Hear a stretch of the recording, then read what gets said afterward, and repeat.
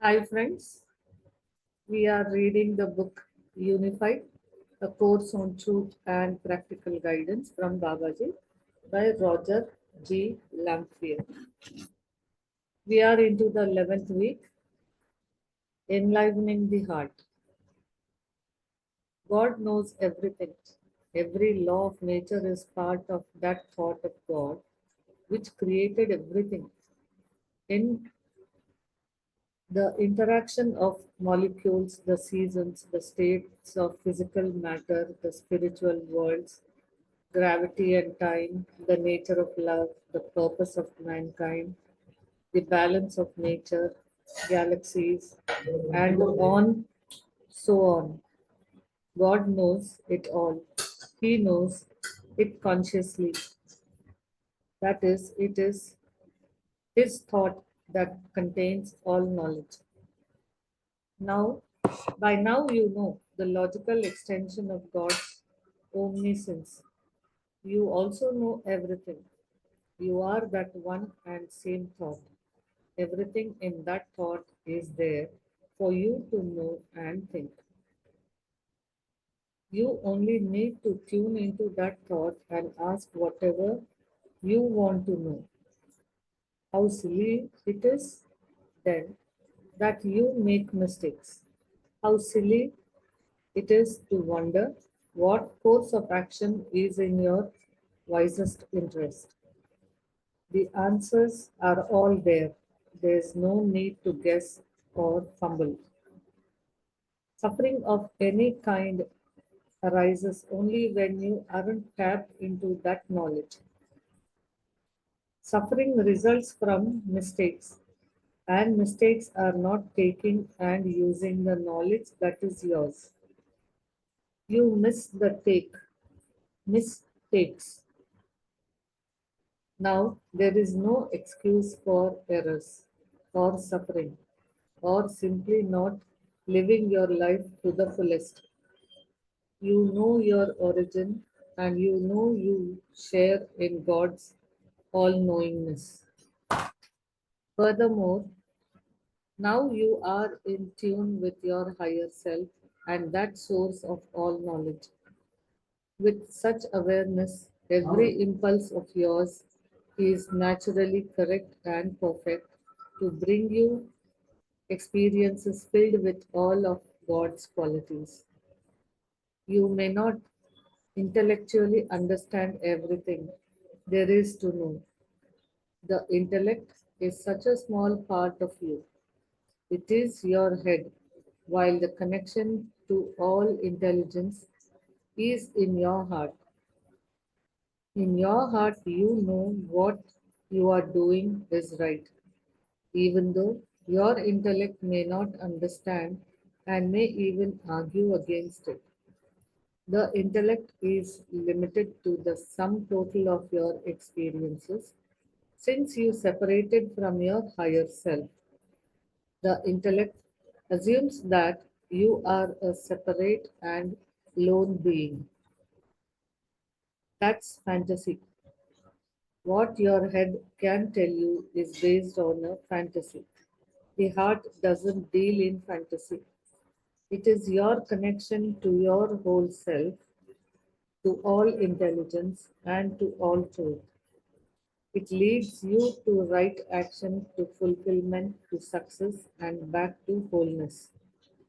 That's why the emphasis this week is on enlivening your heart. The first day this week, you are to write out a creating formula to do just that. The claim section is simply I claim now that I enliven and empower my heart to bring me my all knowing intelligence. Use your quiet period today to discover what thoughts you have that inhabit your heart from opening up to all knowledge. Deal with those thoughts in the fourth section of the formula. After you have written out your creating formula for your heart, become comfortable and familiar with each section. You want to repeat it easily without the paper at least once each day this week. Remember to be centered in your heart. When you say or think the formula, feel the truth as you think each section. The second and every other day this week is your time now to practice a new tool for tapping into that all knowing intelligence. This new tool is a kinetic signal from your higher self for a yes and a no. Actually, you may already have such a signal, a chill up the spine when you are about to say or do something evil or inappropriate is common. Some people experience sweaty palms or a twitch someplace.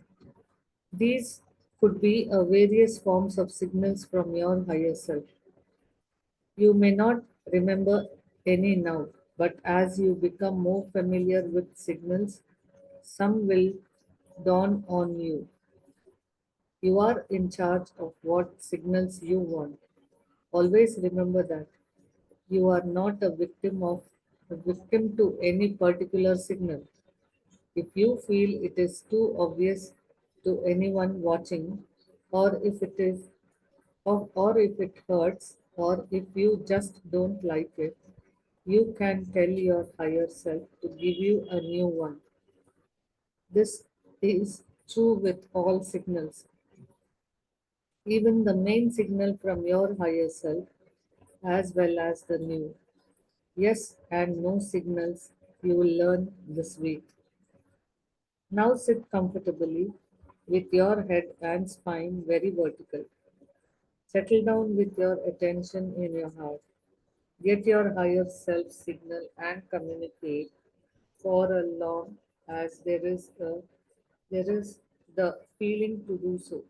Then say, Dear Dash, my higher self, please give me a yes signal by rotating my head from right to left 3 times.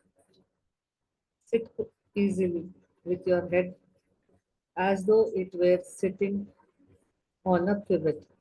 Don't resist any movement. Let it gently swing to the left and then back to the point of beginning. It will repeat this 3 times and your higher self signal will return. Practice this yes signal several times. When you feel comfortable with the yes signal, say, Dear Dash, my higher self, please give me a no signal by rotating my head from right to left. Then relax again and allow your head to rotate to the left and return to its original position. Practice the signal several times. Each day, practice the yes and no signals by demanding the yes and then the no. Mix them up. This week is only to practice the signals.